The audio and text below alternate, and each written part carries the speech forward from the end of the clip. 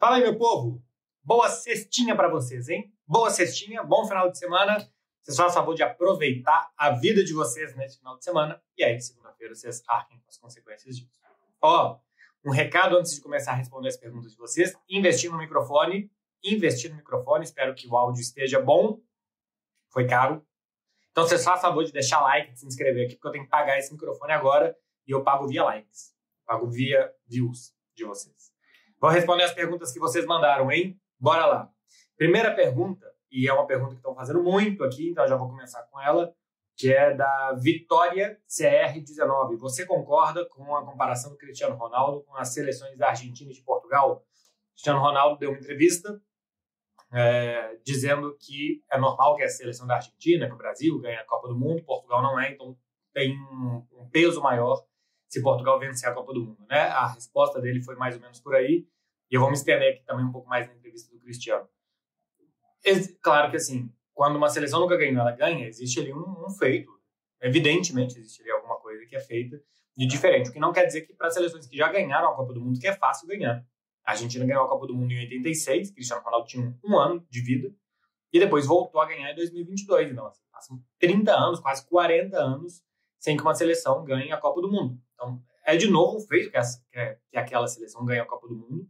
E não tem mais mérito Portugal se ganhar a primeira vez, ou se a Argentina ganhar 40 anos depois, ou se a Inglaterra ganhar 60 anos depois. Não é um torneio que tem todo ano, muda-se as gerações, muda-se muitas gerações em 40 e 60 anos de jogadores de futebol, e todo mundo tem mérito, todo mundo tem um mérito igual se ganhar. Portugal tem um grande time, tem grandes jogadores, a seleção portuguesa, é uma seleção para ganhar, uma seleção candidata a ganhar a Copa do Mundo, e tem que ser pelos jogadores que tem, e se ganhar vai ter muito mérito. Então, assim, a declaração do Cristiano me parece que só desmerece o que os outros fazem, não dá valor ao que Portugal pode fazer, né? Se Portugal ganhar, vai ter os mesmos méritos que a Argentina teve em 2022, que são muitos, os mesmos que a França teve em 2018, e por aí vai. Ganhar a Copa do Mundo tem mérito demais. Se você ainda não ganhou, fica mais marcado para o seu país, mas cá entre nós, para todo mundo, não se tem globalmente um mérito maior, porque aquela geração ganhou e outras não tinham ganhado. Eu acho que a coisa não vai por aí. A entrevista do Cristiano eu acho que é muito ruim, porque eu acho que o jogador se reivindica, ele se mostra e ele ganha o que ele tem que ganhar dentro de campo. Fora de campo é bom que ele se expresse, que ele mostre as coisas que ele acredita e tal, isso eu acho positivo, mas o fato do Cristiano querer diminuir feitos de outros, por exemplo, lembrar mais uma vez que os gols dele têm vídeo, querendo dizer que os do Pelé, por exemplo, não tem, eu acho que não acrescenta nada aos gols dele. Já são gols demais. O que eu quero dizer é o seguinte, o Cristiano já fez coisas demais dentro de campo para precisar que essas coisas tenham mais valor com as declarações dele, porque ele argumente a favor do que ele fez dentro de campo. Não precisa, Cristiano. O Cristiano Ronaldo fez, dentro das 4 linhas, dos 948 gols do Cristiano, já são bons o suficiente para ele precisar lembrar, coisa que é, sabe, mais uma página de Twitter que ganha uns dinheirinhos com um selinho lá de verificado, deveria fazer, do que o senhor Cristiano Ronaldo. Ele fala dentro de campo. O Cristiano Ronaldo é mais importante que ele fala dentro de campo do que fora. Sem contar as mudanças de discurso dele ao longo da carreira, quando ele ia perdendo protagonismo, quando ele ia perdendo disputas, e tudo que era mais importante para ele deixava de ser, né? A bola de ouro, a chuteira de ouro, a Copa do Mundo. E por aí vai. Eu acho que é ruim. Faz parte, acho que, da personalidade desse grandíssimo jogador e dessa grandíssima figura do futebol, historicamente, dessa geração e de outras, mas é uma personalidade de um super egocêntrico, né? Cristiano Ronaldo, gostem ou não, ele é um super egocêntrico. Eu acho que isso o ajudou a chegar onde ele chegou, porque graças a esse esforço ele está aí com 41 anos, jogando e correndo, e se esforçando e motivado. Então, assim, tem um lado bom, e eu acho que também tem um lado ruim, que é desmerecer o que os outros fazem. O Cristiano não precisa disso para ser gigantesco, e não é... E a declaração só diminui ele, não diminui os outros, porque gera esse tipo de sentimento de, pô, por que um cara que ganhou tanto ainda é tão complexado? Então, acho que ele só sai perdendo. Martins 301. Marcelo, qual time no Brasil pode alcançar financeiramente Flamengo e Palmeiras nos próximos anos? O Corinthians, né? O Corinthians tem uma grande arrecadação, ele pode alcançar nos próximos anos Flamengo e Palmeiras financeiramente. Agora, o Corinthians tem tanta coisa para limpar dentro do clube. O Corinthians é um trem fantasma, né? Cada gaveta que se abre é um susto. que vai demorar muito. Financeiramente, tem condição de ter receita para lá de R$ 1 bilhão.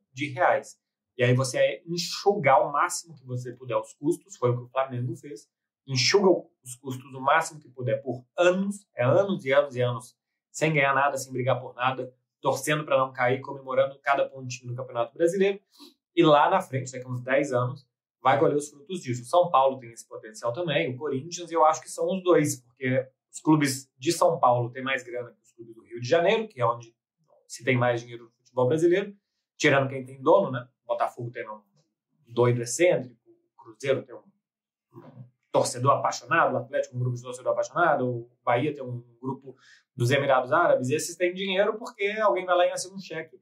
E esses clubes ganhando dinheiro ou não.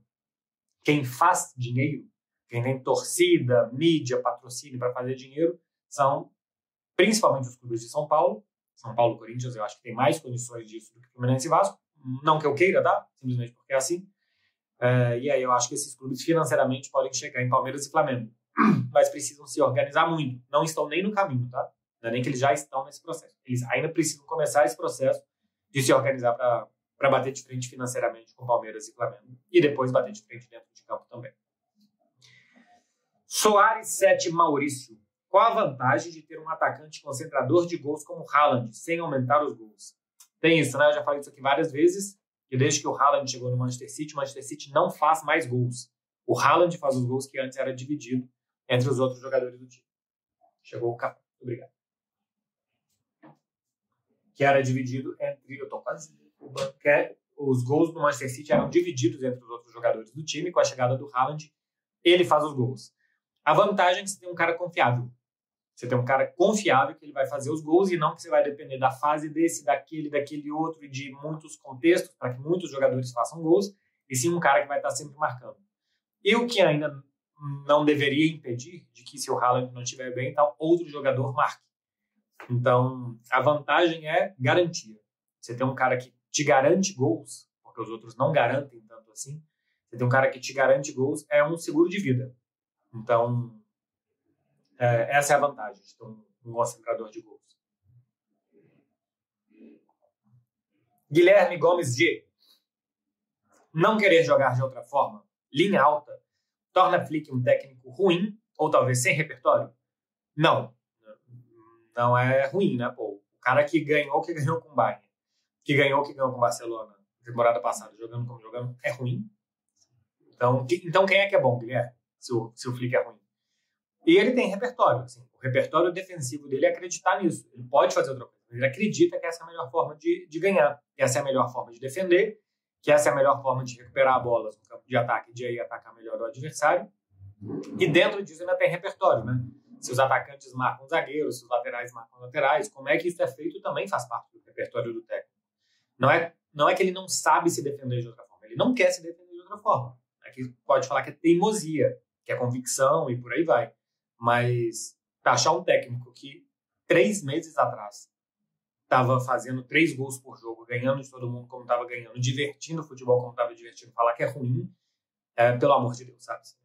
O que mais você quer, Guilherme Gomes, de um técnico para ele ser bom, do que ganhar o que ele ganhou no Bayern, depois no Barcelona. Vai sobrar 2 ou 3 técnicos bons, e todos os outros são ruins, né? Então, não tem ninguém trabalhando bem. Rafael P. Andrade. Se mudasse a regra para o relógio parado, tipo no futsal, iria acabar com a cera no futebol? Não, porque quem faz cera quer ganhar tempo de relógio, mas também quer ganhar momento, né? Quer esfriar o time adversário. E eu acho que seria quase que uma carta branca para que todas as paralisações demorassem mais, já que depois o relógio ia correr. Você está sendo pressionado. Quando o Everson bate a cabeça dele na canela de um jogador para fingir que ele foi atingido de uma forma bastante grotesca e burra, quase. Assim, suja, né?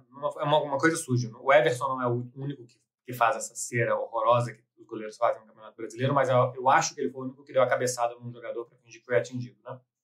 Enfim. O goleiro quer ganhar ali 1 minuto, mas ele também quer que o time adversário perca aquele ritmo que está jogando. Sabe no vôlei, quando um time vai e faz 3, 4 pontos, um técnico pede tempo, é para que o sacador do time adversário, o cara que está sacando, que ele passe a sacar um pouco pior. E que o time ali perca aquele ritmo. Não é isso que essa tática tão suja do futebol, que é a cera, que no Brasil se faz, em todo lugar se faz. No Brasil se faz muito mais do que nos outros lugares. Muito mais. Papo de 10 vezes mais, tá? Eu vejo futebol no Brasil, na Alemanha, na Itália, na Espanha, na Inglaterra, na Europa. Não se compara. Em todo lugar se faz alguma coisinha. Não se compara em todo lugar com o Brasil. E nem o Retafe, por exemplo, que é o time mais sujo, entre aspas, do futebol, que eu já vi, faz essa coisa do goleiro ficar se jogando de uma forma infantil, igual acontece no futebol brasileiro, que me irrita bastante. Então, não ia resolver. Não ia resolver. O que precisa é de educação. Educação, entender que é um jogo, entender que ser dominado e pressionado pelo adversário faz parte do jogo e tentar, dentro das 4 linhas, mudar aquilo. O Bayern de Munique, contra o Paris Saint-Germain, se defendeu e fez lá a serinha dele, 45 minutos. Não teve nenhuma que o Neuer caiu machucado. Nenhuma. E o time conseguiu se segurar. Então, eu acho que futebol, para mim, é trabalho, mas é uma grande diversão. Eu sento para ver um jogo e falo, beleza, ó, tem jogo. Quando os caras começam a fazer isso, eu falo, caramba. Aí você pega o celular, aí você vai fazer outra coisa, aí você vai mandar um meme inadequado para Arthur Quesada, torce para Arthur Quesada ter o celular roubado, porque senão os dois estão absolutamente mortos. Então você não está se divertindo, você está fazendo outras coisas, por isso que às vezes fala que 90 minutos no futebol hoje em dia as pessoas não prendem atenção, por causa de coisas assim. Porque o jogo para demais, porque tem essas artimanhas, esses artifícios que atrapalham. Professor Caslu, já correu alguma prova de rua nessa volta? Não tive tempo de nada. Estou 1 mês e meio, quase 2 meses em São Paulo, sem tempo de absolutamente nada, não fiz coisa nenhuma. De vez em quando vou correr quando dá tempo. Mas não fiz prova de rua, não. Matheus, qual foi a sua noite mais mágica no Camp Nou? Pô, eu comecei a lembrar, ou tentar lembrar de algumas, e assim, eu vi que são infindáveis noites. Teve contra o Manchester City, aquela da caneta do Messi no Milner, no meio campo, que o Guardiola coloca a mão na cabeça. Foi meu primeiro jogo de Champions, aquele dia foi muito legal. 3-0 do Barcelona no Bayern de Munique na mesma Champions também. Tem um 3-0 do Barcelona no Chelsea, na Champions 17-18, que foi um jogaço, que o Messi fez 2 gols embaixo das pernas do Courtois e tal. Foi um baita jogo do Barcelona também. Teve um 2-1 no Real Madrid, que o Kessié faz o gol no último minuto. Foi o jogo basicamente que decidiu La Liga 2022-2023, com 2-1 para o Barça. Então, o 3-0 no Liverpool, tiveram algumas, assim, eu consigo citar uma só, cada uma tem o seu motivo. Por exemplo, eu estava num 5-1 do Barcelona no Real Madrid sem o Messi, mas foi de tarde, então foi uma noite mágica. Noite mágicas tiveram algumas. Nem citei o 6-1, né, porque vocês sabem na história, já contei aqui, o 6-1, eu vi os últimos 3 gols da sala de imprensa. Na verdade, eu não vi o 4º gol, o 5º e o 6º eu vi da sala de imprensa. Então, para mim, aquilo ali não foi tão mágico como poderia ter sido. Meu nome não é Gabriel. Eu diria que é assim. A situação do Santos te preocupa? Eu não. Mas se eu fosse torcedor do Santos, eu estaria relativamente preocupado, tá? Porque eu acho que as últimas rodadas do Santos são boas. Tem, por exemplo, o Sport, já vai estar rebaixado, e o Cruzeiro na última rodada. Possível que o Cruzeiro jogue esse jogo meio assim, se não estiver disputando o título brasileiro, tem Copa do Brasil 3 dias depois, e eu duvido que o Cruzeiro vai jogar com os titulares se não tiver chance de ser campeão brasileiro. Então só aí o Santos pode fazer 6 pontos, ainda tem Juventude, tem Internacional, que estão mais ou menos numa situação parecida com a do Santos, que ele também pode fazer ponto. Então não me preocupa tanto não. O time tem jogado relativamente melhor, alguma coisinha melhor, algum bom jogador, também não é tanto assim, não. Assim, a situação, futebolisticamente, deve preocupar muito mais do que a pontuação. Eu sei que é ruim estar na zona de rebaixamento. Eu sei que no time grande isso gera um efeito psicológico muito ruim, mas eu acho que a tabela ainda é boa. As últimas 4 rodadas são boas para o Santos fazer 6, 7 pontos, e eu acho que com isso talvez dê para se livrar. Júlio Caixita, o que o Bayern tem que o Barcelona não tem para terem conseguido melhorar tanto? Fisicamente o time está melhor. Eu acho que essa é a questão. Se o Bayern não estiver bem fisicamente, e eu estou já esperando e desafiando, por assim dizer, o Bayern de Munique, se eles vão conseguir jogar dessa forma em abril, maio, quando a temporada vai se decidir. Então, se eles não estivessem bem fisicamente, eles não conseguiriam sair perseguindo individualmente os jogadores do Paris Saint-Germain em todos os lugares do campo e basicamente ganhando todos os duelos como eles fizeram no primeiro tempo. E o Barcelona, por outro lado, fisicamente está muito pior. Já falei aqui como está correndo menos, está correndo com menos intensidade, os jogadores estão se machucando mais que na temporada passada. Isso impede que o Barcelona jogue, porque todo mundo hoje precisa estar bem fisicamente para fazer o seu jogo rodar. Um time está bem fisicamente, o outro não. Além disso, tem as mudanças táticas do Kompany, que também são boas, está explorando bem características de Luís Dias desde que chegou, e um pontinho a mais para o Harry Kane como armador, volta do Pavlovic que ele não teve na temporada passada. Enfim, tem algumas coisas, mas para mim a principal diferença é a física. Nesse nível de futebol, físico faz toda a diferença. Eunailson Borges. Xabi Alonso falhou nos grandes confrontos, teve dificuldade para ganhar do Barça esfarelado. Não, acho que não teve dificuldade para ganhar do Barcelona, não. Foi 2-1, com gol anulado por quase nada, com pênalti perdido, com as principais chances para o Real Madrid. O 2-1 foi barato para o Barça. Se tivesse que ter tido um gol a mais naquele jogo, teria que ter sido para o Real Madrid, não para o Barcelona, por justiça da partida. Contra o Atlético de Madrid foi muito mal e contra o Liverpool também. Então, assim, nos grandes jogos, sim, mas era um time que tinha 14 jogos e 13 vitórias. Vamos ver como que esse time vai se desenvolver ainda. É muito pouco. Você está falando que, né, se o Xabi falhou nos grandes confrontos contra o Atlético de Madrid, acho que o time foi muito superado. Contra o Liverpool só vi melhores momentos, não consigo fazer uma análise de melhores momentos, eu tenho muita dificuldade mesmo. Mas contra o Atlético de Madrid o time foi superado, contra o Barcelona o time superou e muito o Barcelona. Então, contra o Liverpool eu não vi. Eu vi os melhores momentos. Eu vi que o Liverpool foi melhor, que se não fosse Courtois a derrota tinha sido pior ainda, que o Vinícius teve muita dificuldade contra o Bradley, que Bellingham e Mbappé não criaram muito. Eu vi tudo isso em melhores momentos, mas aqui eu não consigo saber qual é o tamanho da responsabilidade do Xabi Alonso para isso ter acontecido só pelos melhores momentos.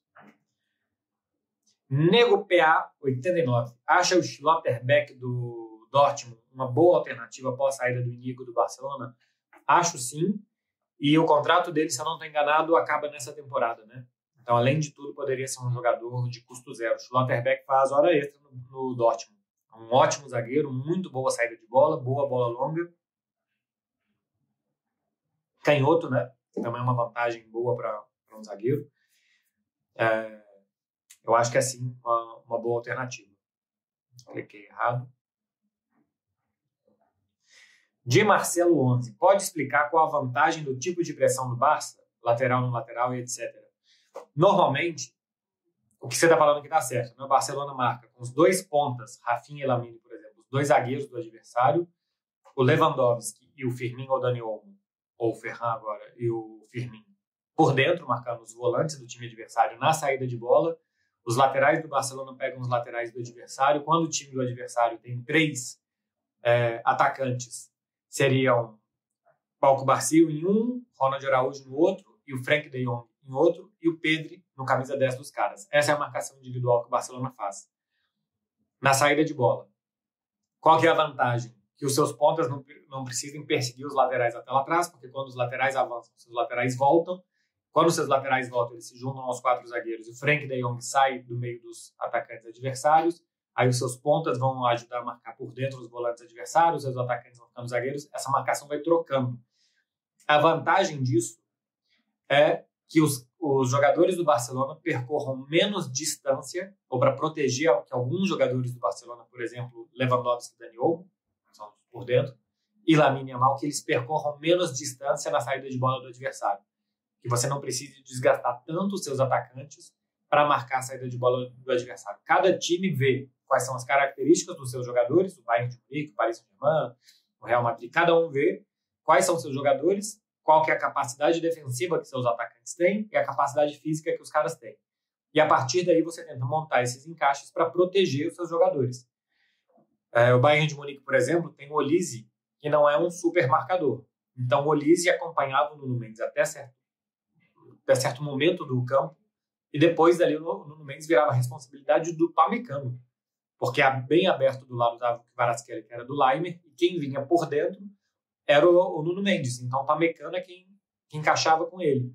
E aí o Olise ficava no Fabian Ruiz, que normalmente é um volante que desce para fazer a saída, e aí quando subia ele, ficava em outro e tal. para proteger o Olise, que não corre tanto assim para trás. O Luiz Dias, que tem mais essa capacidade, ia no Hakimi até o final. Do outro lado, o Olise não ia no Nuno Mendes até o final. Acabou que o Luiz Dias acabou tomando uma má decisão e deu aquela entrada no Hakimi. Mas é por isso. A vantagem que tem é não desgastar tanto os seus atacantes correndo atrás do adversário. João Lucas, 01020. Por que hoje muitos assistem jogos só pelo SofaScore, em vez de analisar o jogo ao vivo ou na reprise? Eu não sei quem faz isso, não sei de quem você está falando. Falando da minha experiência, por exemplo, essas ferramentas de estatísticas ajudam a você ter uma noção se o que você está vendo realmente é real. Por exemplo, contra o Clube Bruges, eu tinha a impressão de um Lamine muito mais ativo do que nos outros jogos.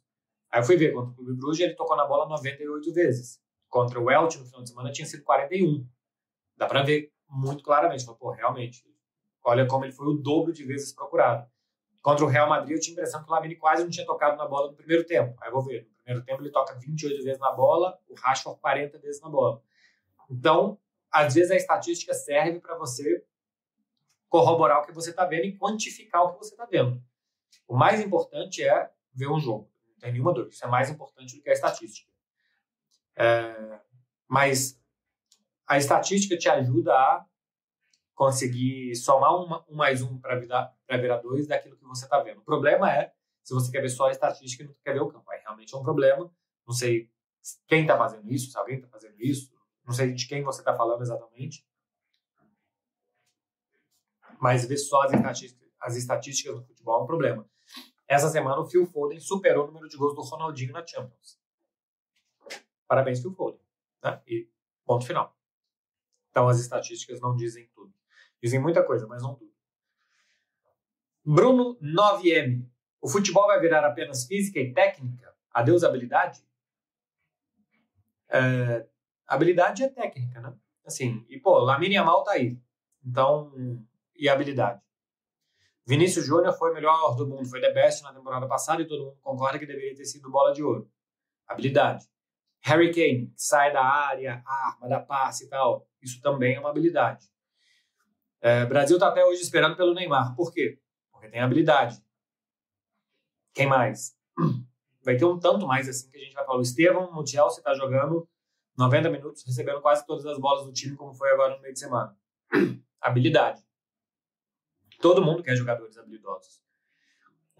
O que não dá para ser só habilidoso. Ser habilidoso e ficar parado esperando a bola cair no seu pé e a partir daí tirar um coelho da cartola. Você vai ter que ter...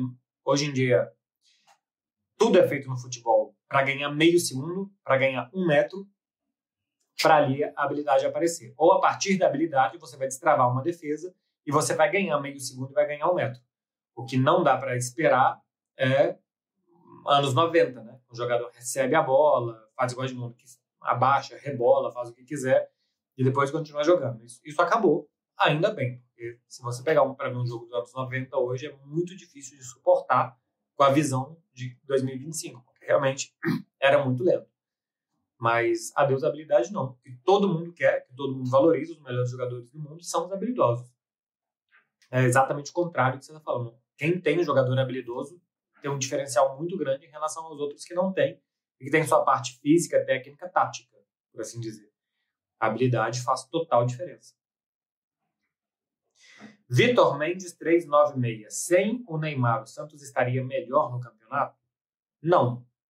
Mas eu também não acho que está pior sem o Neymar. Eu acho que está igual. Está ruim igual o campeonato inteiro.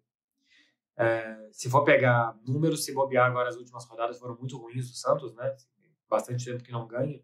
E se bobear isso, o time com o Neymar estava melhor. Mas as sensações que eu tenho com o Neymar ou sem são muito parecidas. Um time sempre muito ruim. Talvez sem o Neymar o time seria mais aguerrido, mais brigador e tal, mas perdeu o Neymar muito tempo nesse campeonato brasileiro. Quantos jogos tem o Neymar no campeonato? É quase que mais sem do que com, né? Conferir aqui rapidinho. E a sensação não muda, então eu acho que é talvez muito argumento de hater. Que é falar, tá vendo? Sem o Neymar o time é muito melhor. Campeonato Brasileiro, o Neymar tem 14 jogos, 11 como titular. 3 gols e nenhuma assistência. Ajudando não tá tanto, né? Entrou contra o Fortaleza, por exemplo, e participou bastante do jogo. Mas, de fato, assim, ele gerou poucas vitórias para o Santos com participações em gols. Mas eu também acho que sem ele não ia estar muito melhor, não. O time tem dificuldades, sempre. Alex Zac 2. Vitor Roque evoluiu no Palmeiras ou o Barcelona errou com ele? Um abraço, sou seu fã, e depois me dá um soco. Eu acho que no Palmeiras ele tá evoluindo, mas em relação ao que eu via dele no Atlético Paranaense. Porque ele continua sendo um jogador de área, de praticamente terminar todas as jogadas, não ser um jogador que combina muito, um jogador que dentro da área ele tem muito oportunismo e capacidade de finalização, coisas que já via no Atlético Paranaense, a gente está vendo uma grande fase agora no Palmeiras também. Mas eu não acho que o Barcelona errou com ele, não. O Barcelona ele não conseguiu mostrar isso daqui que ele tinha, capacidade de correr com a bola muito forte e de finalizar dentro da área, a gente já sabia. Acontece que para jogar no Barcelona você precisa de outras coisas. Precisa de toque, de domínio mais rápido, de resolver mais rápido, dominar e passar, já dominar girando e tal. Isso o Vitor Roque não. Então, precisa dominar, girar. Isso que eu falo de tempo e de espaço, ganhar meio segundinho, ganhar 1 metro, isso o Vitor Roque não melhorou, na minha visão. Isso ele não evoluiu. Capacidade goleador, oportunismo, faro de gol dentro da área, isso ele já tinha e ele está evoluindo como um garoto de 18 anos. Quando ele tem 20, ele vai melhorando. Mas para jogar no Barcelona, para jogar em alto nível na Europa, precisa de, ou você é o Haaland, você tem aquela capacidade que o Haaland tem de, com poucos toques, quase tudo virar gol, ou você precisa ser um jogador, você não precisa ser o Harry Kane, mas alguma coisa mais de combinação de jogo você deve ter. E o Vitor Roque tem muito pouco. Outro dia eu estava vendo uma estatística, né, estava falando agora de SofaScore aqui, estava vendo uma estatística que o Vitor Roque tem uma média de 6 passes por jogo. Não dá para um atacante que vai jogar no Barcelona ter uma média de 6 passes por jogo. Precisa tocar muito mais, combinar muito mais, ajudar muito mais seus companheiros fora da área. Então, a questão é quem contratou o Vitor Roque, as características que ele tem, o tanto que ele pode ajudar o time com essas características, que eu acho que não é muito. Eu lembro que a galera mandou um hate grande para cima de mim quando o Barcelona anunciou a contratação dele. Antes dele chegar, eu participei de um programa na Rádio Raku e falei que ele tinha que evoluir muito o jogo combinativo dele. E muita gente falou que não. Depois a gente viu que sim. Então, e eu continuo achando que o jogo combinativo do Vitor Roque não é bom o suficiente para jogar no Barcelona ou em um grande europeu que precise de jogo combinativo. Se é para jogar num time que precisa de um atacante de explosão de velocidade para terminar as jogadas, talvez ele possa servir. Guilherme Burke, ou não Burke, underline. Qual foi ou é seu maior problema na profissão de jornalismo? Parabéns pelo trabe. Cara, qual foi ou é o meu maior problema? Eu acho que eu não tenho, assim, problemas. Eu sei as dificuldades que são hoje em dia e eu tento me adaptar a elas. Por exemplo, eu sinto que as pessoas querem, hoje em dia, como a gente tem muito influencer, setorista, esse tipo de coisa, que as pessoas acham que quem fala de um clube deve ser um torcedor falando. Tem gente que reclama que eu não sou otimista em relação ao Barcelona, porque quer um torcedor falando. Normalmente o que o torcedor quer, aquele torcedor que tem uma foto de Goku, que tem uma foto de um jogador com 200 seguidores, o que ele quer é que uma pessoa que tem 300 mil seguidores, que seja a voz dele. Isso normalmente vai ser um influencer, vai ser um setorista, quem faz esse tipo de trabalho. Não um jornalista. Ou não um jornalista que tenta manter o mesmo nível de análise para o time que ele torce, para o time que ele cobre mais, como para qualquer outro time. Então esse é um desafio que tem hoje em dia. Que esse tipo de torcedor que não entende muito bem o que é o papel de um jornalista, ou que não quer entender, ou que só quer ouvir, porque também tem muito isso, né? As pessoas se fecham numa bolha e só querem ouvir o que é favorável a elas. Então, esse tipo de torcedor que não quer ouvir, às vezes, que o seu time não está bem, que o seu time talvez não vai ganhar um jogo, esse tipo de coisa, você tem que falar para esse tipo de torcedor também, e aí tem um pouco mais de dificuldade. E um outro problema, um outro desafio, por assim dizer, é não ser um jornalista que busca corte, né? Eu não fico falando alto, gritando, dando opinião super polêmica e tal, para gerar uma repercussão que vai me dar seguidor, que vai me dar view, que vai me dar esse tipo de coisa que eu acho que hoje em dia muita gente busca. Muita gente fala o que não acredita, muita gente fala para ganhar like, para ganhar relevância, e eu prefiro um tijolinho depois de outro tijolinho. Acho que é muito mais seguro crescer assim, não crescer com para seguidor e tal. Acho que crescer na profissão. Acho que é muito mais seguro você crescer um tijolo depois do outro do que pegar um elevador e querer subir de uma hora para outra falando uma barbaridade. Nunca foi o meu perfil. Então, acho que hoje são, para quem está no meu nível de cobertura, que é assim, quer falar para muita gente, quer falar de jogo muito importante, quer falar de personagens muito importantes, os desafios são esses. Entender que as pessoas, às vezes, querem muito mais um influencer do que um jornalista, eu não sou, e perceber que tem muita gente que tenta poluir com corte, com opinião muito forte, com esse tipo de coisa, que eu também não faço. Acho que são os dois maiores desafios que eu, pelo menos, que eu encaro hoje em dia. Leonardo Carlotto. MB, tem a impressão que o Guardiola tem mudado a forma de jogar para ser competitivo? Tenho sim. O Manchester City muitas vezes hoje se defende de lá atrás, né? Se fecha muito mais para defender, depois que tenta roubar a bola não consegue. Também ainda fica muito com a bola, mas assim, muda a posição de jogadores. Você vê que já não tem, às vezes, dois pontas muito fixos. O Doku já está jogando bem mais por dentro essa temporada, o Phil Foden mais recuado. Ele vai fazendo mudanças táticas aqui e ali, que é bem diferente do time 22-23, que queria sempre recuperar a bola muito alto, que queria sempre ter muito a bola até achar o espaço no momento certo de atacar. O time de hoje tem muito mais transições aqui e ali, mudou muito a característica dos jogadores.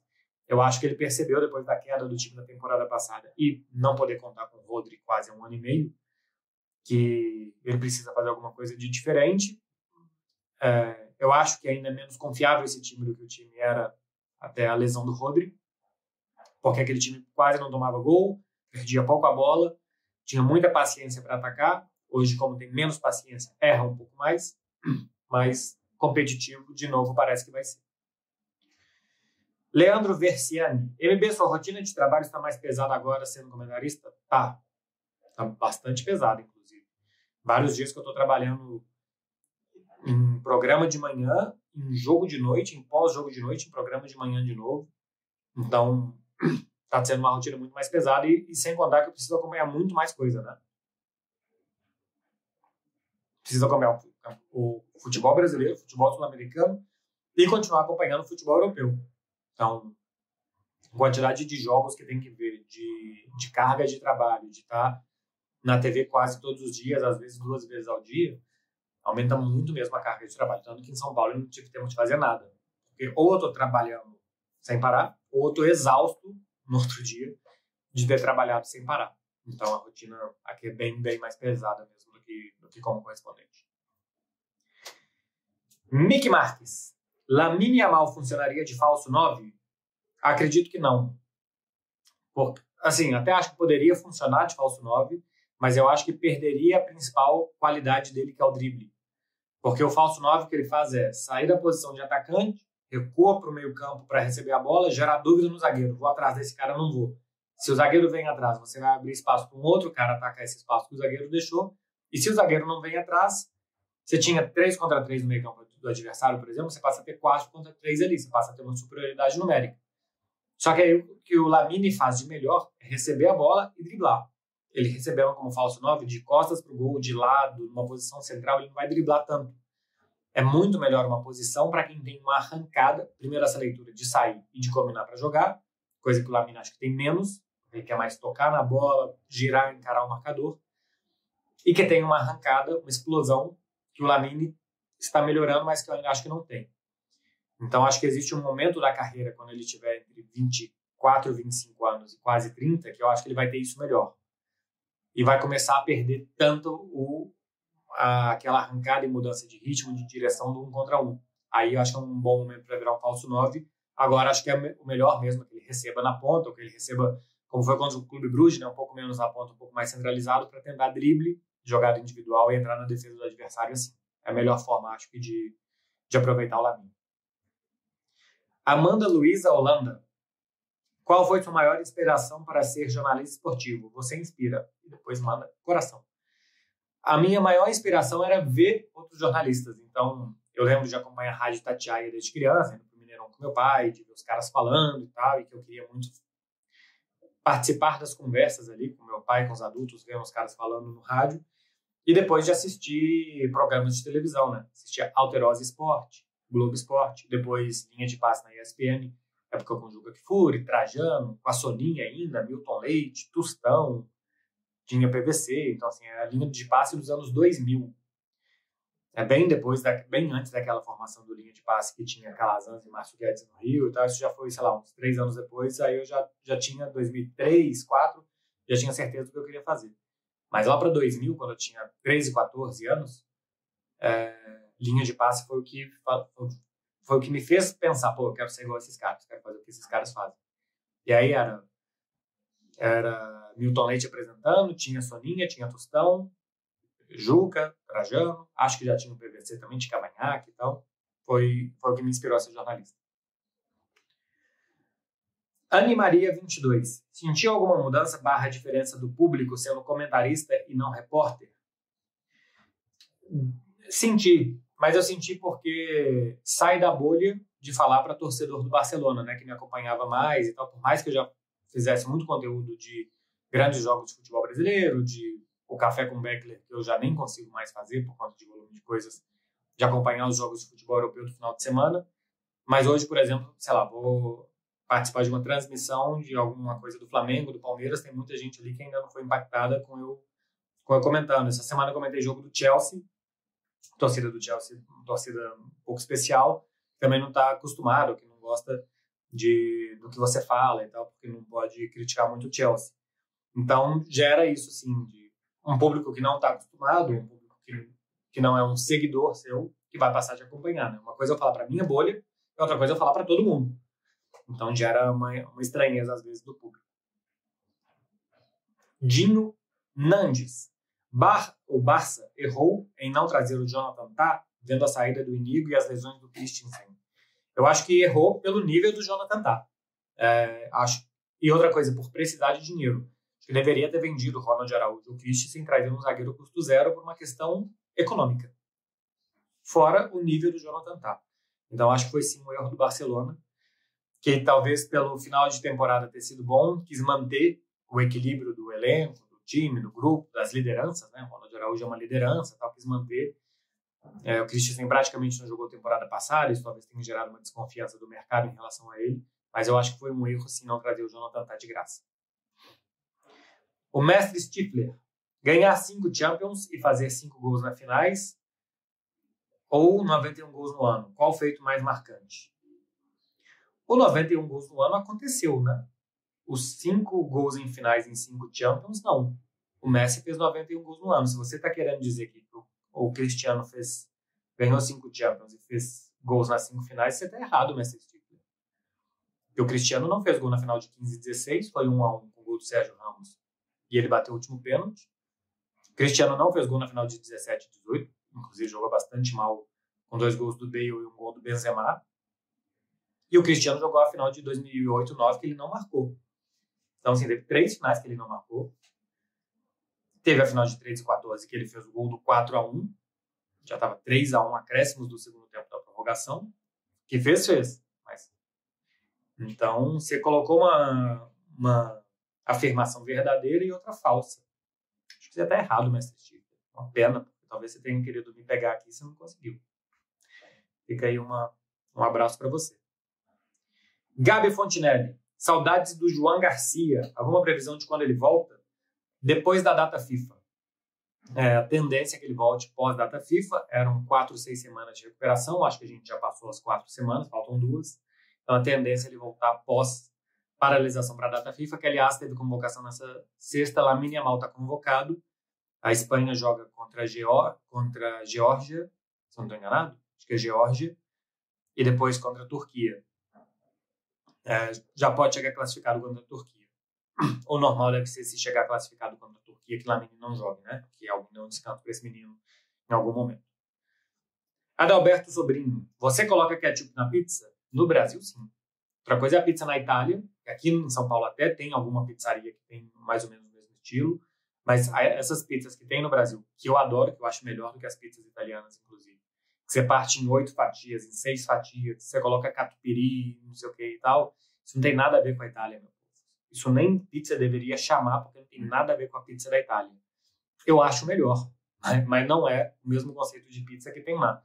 E sim, vale ketchup fácil, porque combina com esse tipo de pizza. Aqui em São Paulo, que as pessoas têm uma apropriação da pizza, que não pode, que eles estão errados. Porque pode sim, e tenho colocado, viu, São Paulo?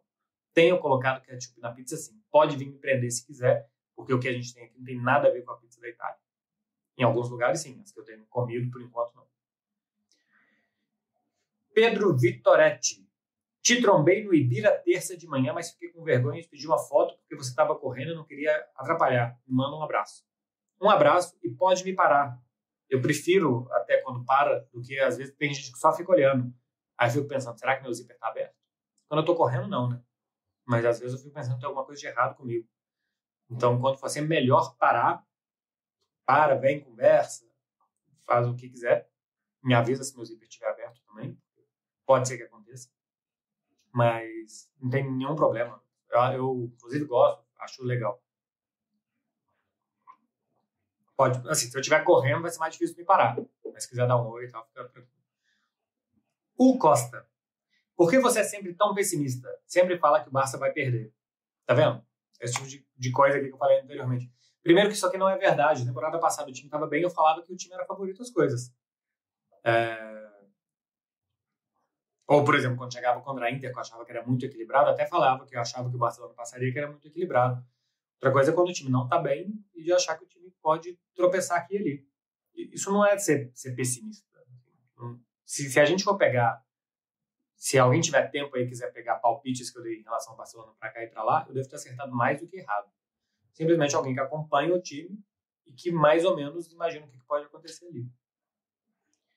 JVS Machado 10. F1 no Brasil. Vai fazer alguma coisa?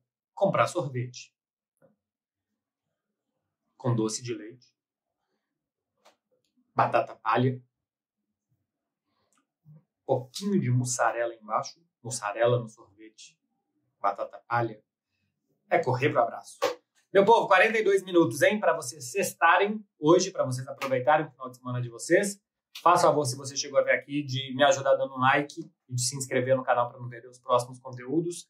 Eu volto domingo em algum momento, pós Barcelona e Celta. Por que em algum momento? Porque eu vou assistir o jogo já lá da TNT, porque eu vou transmitir Flamengo e Santos no Arquibancada, e depois tem prorrogação. Então, quando acabar o jogo de Flamengo e Santos, eu faço o vídeo, depois tem prorrogação. Então, eu volto domingo de noitão com um vídeo de Barcelona e Celta. Vai demorar, mas vai sair. Vocês fiquem tranquilos. Valeu, meu povo. Um beijo para vocês. Bom final de semana. Vai aproveitar. Tchau, tchau.